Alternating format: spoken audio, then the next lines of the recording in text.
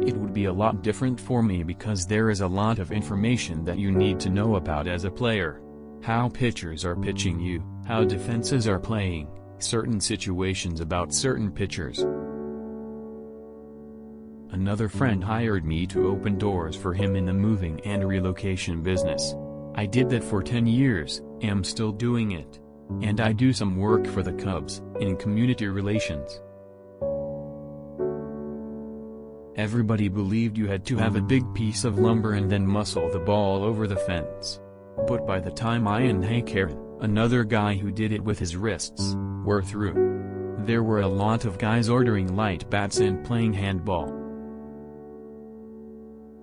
We lived near a supermarket, and whatever they threw away, we would get it, and my mother would make soup.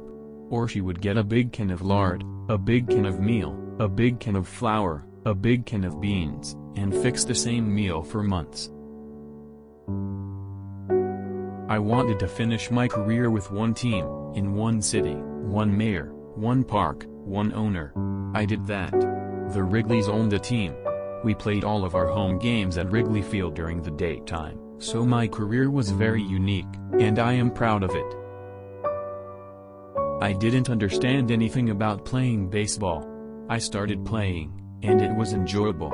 Most of my life, I played with older people on my team, in my league. I learned a lot about life. Every day in my life, I learned something new from somebody. During my time, there might have been one pitcher or two that were top pitchers on a team. Teams that won maybe had 3, but today they have a lot of depth. They have a lot of long relievers, shorter relievers, and the strategy is different.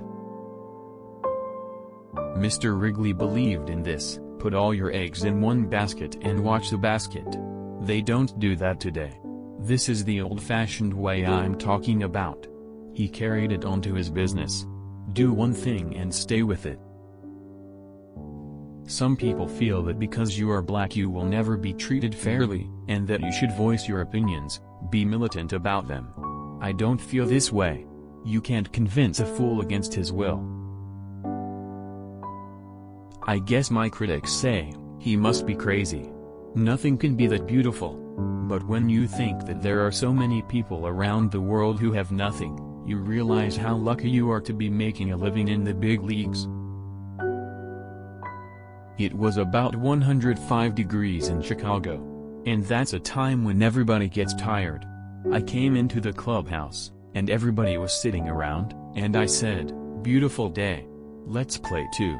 And everybody looked at me like I was crazy. There were a couple of writers around, and they wrote that, and it stayed with me.